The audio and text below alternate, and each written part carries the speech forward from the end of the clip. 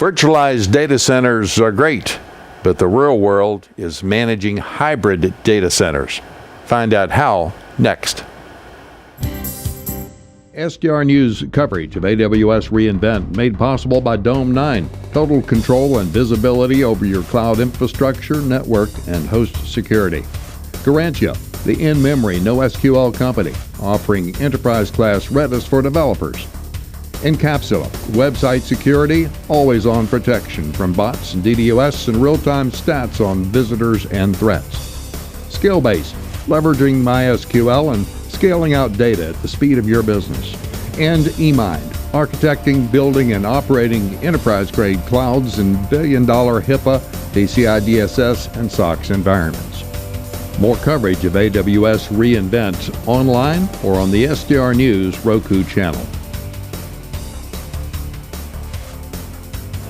Hi, this is Tim Crawford with Avoa. It's part of SDR News, and I'm here to talk about infrastructure management in the cloud. And joining me today is Tim Fessenden. And you're with? We're with Intigua. So tell me about Intigua and really where you play a role in the cloud and infrastructure management. Great. So the premise of Intigua was born out of the notion that there's all this innovation around the software-defined data center, around virtualized compute, network, and storage.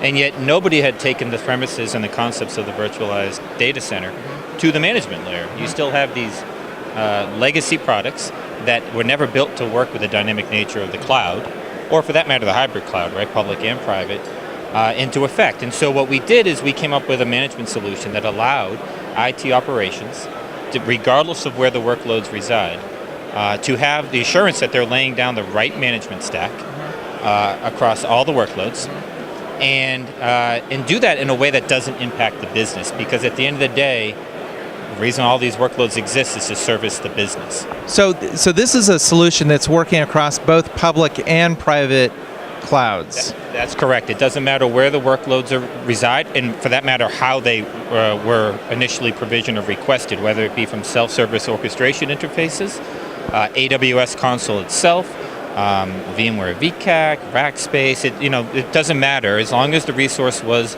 provisioned.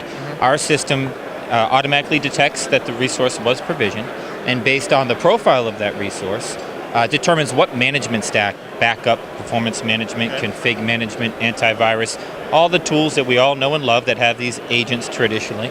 We package that up and we deliver that to the endpoint in a very differentiated way, which I'd love to talk about here in a minute, and ensure that the lines of business don't have to wait days and weeks for those resources, and when they do get them, they're not adversely impacted by runaway processes of those management staff. So it's good that you mentioned differentiation, because there are other solutions on the market today that will help you manage across public-private clouds. So what's unique about Intigua? First and foremost, the concept and the way Intigua was built was in this notion of a virtual container. And so when we deliver the management stack to the endpoint, we do it inside of the Intigua sandbox. And what this allows us to do is easily plug in new management technologies or tools divorced from the operating system and the business app itself. So it lives in our sandbox. That sandbox allows us to throttle the resource consumption of those management tools. And so you might have 5 or 6 agents living on the machine, and some of them might be backup or antivirus that tend to consume a lot of CPU or memory. We'll throttle those resources and ensure that the application that's running on that workload won't be adversely impacted. So are you replacing the traditional management tools for the VMware or AWS cloud, or are you augmenting those? Augmenting. At the end of the day, you're still running the bits and bytes from your traditional management tools. You're just doing it inside of this encapsulation technology that Intigua has built that gives you that confidence that you're not going to adversely impact the business applications that are running on it. What are you seeing as the starting point where people are getting started with Intigua? Is it more around private cloud and managing that, or is it the hybrid scenario or public cloud? It's more on private cloud, I'd say, to start. I mean, we're certainly starting to see, as we heard about in the keynote today, as more workloads get moved, production workloads get moved out to the public cloud, then the need for management becomes greater there as well. So we're seeing a lot more of that. That's certainly why we're here today. So they start there, and they often start with the concept of that virtual container out on the endpoint. And then what we're seeing is, as people mature, they not only move it to the public cloud, but they move it to the back ends of each of those tools. And so when I talk about that, the agent itself is one part of the solution, but also all the policies that live in the backup server, the performance management server, the config management server, those all need to be managed just as well as the endpoint itself. And so we look at that holistically. It's not just about the agent, it's about the entire ecosystem, the entire life cycle of the management stack itself. That includes the back end. So if folks want to learn a little bit more about Intigua or want to get started with it, what would you suggest?